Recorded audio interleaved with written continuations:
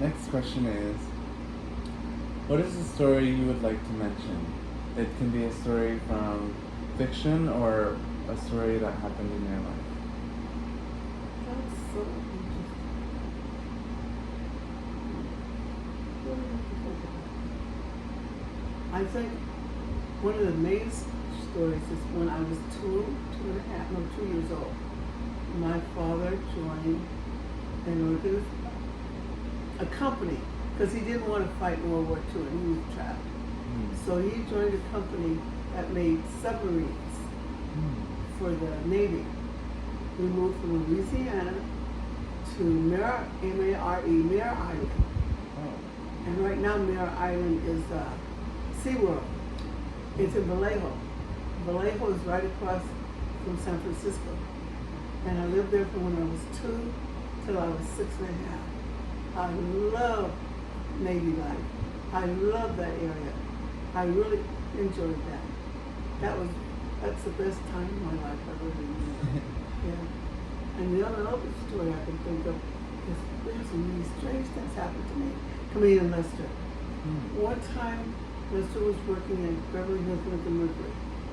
And the gentleman, I can't remember his name, he owned the Ford Motor Company there, and he owned Beverly Hills Lincoln Mercury.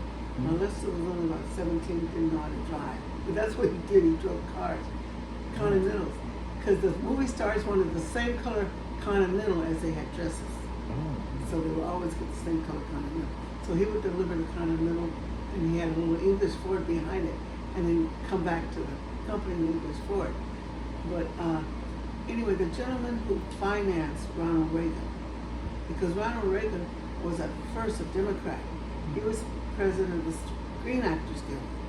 Okay, so I can't think of the gentleman. Anyway, this gentleman convinced Ronald Reagan to become a Republican. And with becoming a Republican, Ronald Reagan brought Frank Sinatra and all his little companions with him. So they all became Republicans.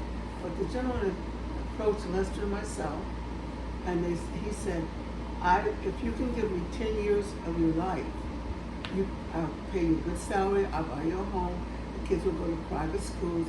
I want to tutor Lester so he would come into politics, because he knew by the time politics opened up, the civil rights was just going on.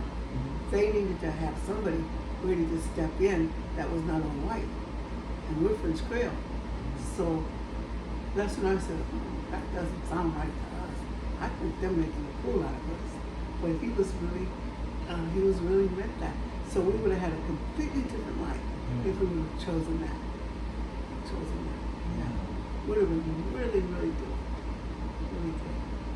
Yeah. And another story is when Lester went to Vietnam, he said, I'll be back. And I prayed, and he did come back. Yeah. That was really, because that was a heavy fighting in Vietnam. That was a Tet offense. The heavy fighting in Vietnam, 68, 69. And I don't know anything else. Oh, a lot of stories. I'm just going to pivot to another question then, in that case. What do you think is your greatest accomplishment? Life. Just living life. And not ever thinking about committing suicide. That's so foreign to me. Yeah, there's bad things happen in life, but that's life. I mean, the worst thing happened is that we were born and now we have to look forward to leaving. So what can you do? In between, just make something so you have a pretty cake or a cake that's falling apart just as a cake. That's a funny movie. Yeah. I believe in the glass is half full, not half empty. You can't change it anyway, so you might as well have the fun time with the half full, and then sit there moping and half empty. I don't understand these people who their parents have all the money in the world and they commit suicide. Not the parents, their children. It makes no sense to me. Are they just, and if they're bored with life, go find some group or somebody you can help, because you feel good about yourself, the human nature, you have to help someone else. Yeah, it's better to give than to receive.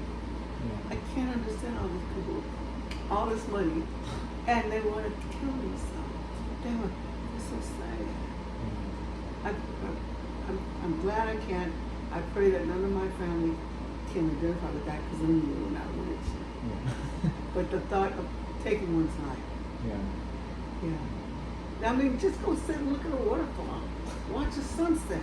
Watch when the sun comes up. You know, and the twinkle of the stars come out. Why you want? Got this.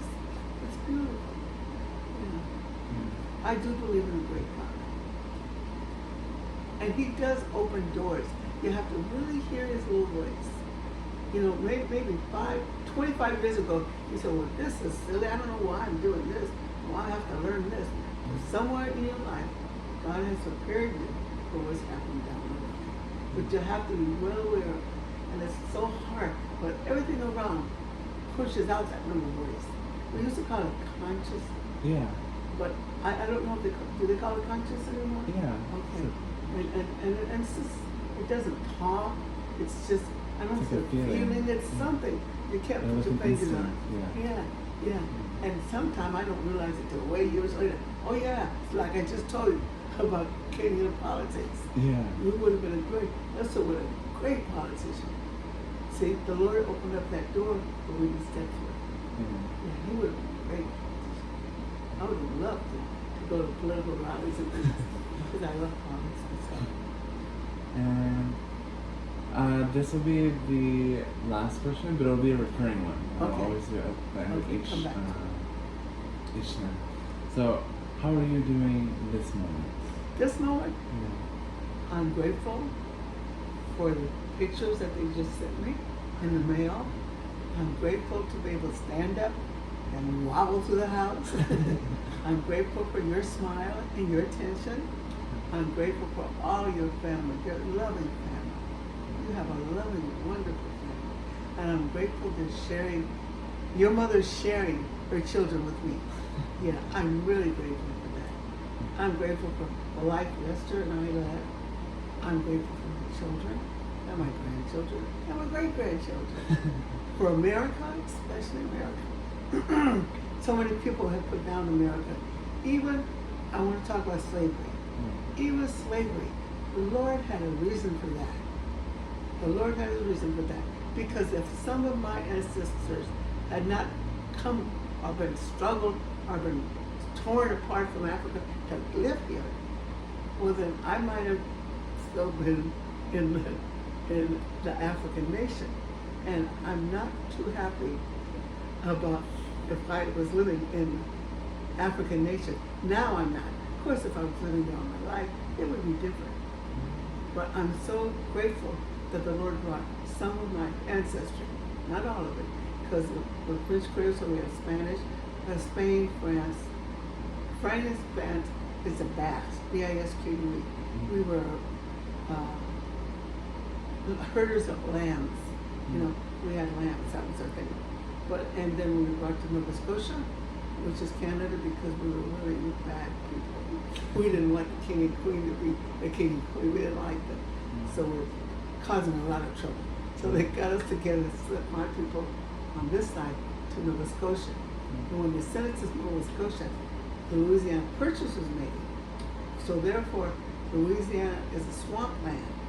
So Louisiana said, anybody that wants to move to America, if you can make swampland productive, you get 40 acres of free land.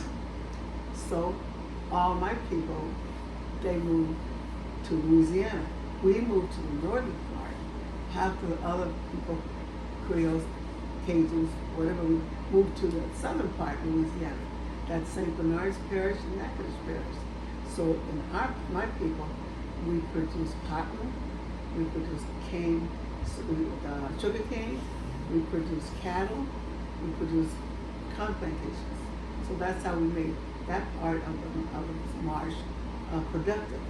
Okay. Now in the other part, the southern part, is St. Bernard, they did about the same thing. But we, on my part, then mixed with the American Indian, we mixed with the black slaves, We mixed with Irish, because the Irish was there, the German was there, we mixed with Germans, Italians were there, we mixed with Italians. Okay, and because we came from Spain, we already had Spanish blood in us and French. We spoke a language that was kind of a little of French, a little of Spanish, and a little American Indians. Now the ones that moved to southern Louisiana, they only mixed with American Indians. So we are called French Creoles, and they are called Cajuns. So that's the difference between Cajun. We all cook the same. We all have the gumbo, we have the jambalaya, we call it a meat pie, but it's really like an empanada. That the farmers would take with them in farming, so they wouldn't have to come in and take the time away from farming. So they had the little empanadas or the meat pies in their little sacks, and then of course had to order them. So it's very interesting.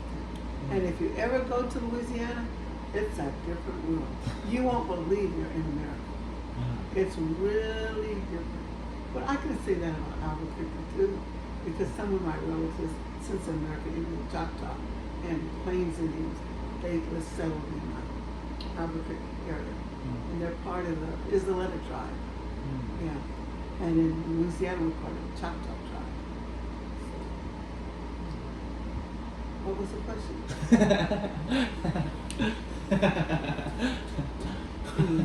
I love life. I love life because it's from God. And God loves us all. I don't care who we are. God loves us all. I think we're all like the flowers outside. There's some lilies, there's some roses, there's some prickly flowers. Well, anyway, we're all flowers, just different colors. So no flower is more better than the other flower. They're all beautiful. They're all beautiful. And the Lord's breath gave us life. So interesting. Are we still talking? Yeah. We're still. I mean, There's a TV program called PBS, Yeah. The Human Footprint. It's so Oh interesting. yeah. There was one that The DNA goes back to 800 or 300 million years ago. Wow, that's interesting. So then I have to balance that with my Bible, which says the Lord created 6 days, and the seventh day he rested, when he created the earth in those days. So, Yeah. I'm just gonna end this last part. okay. And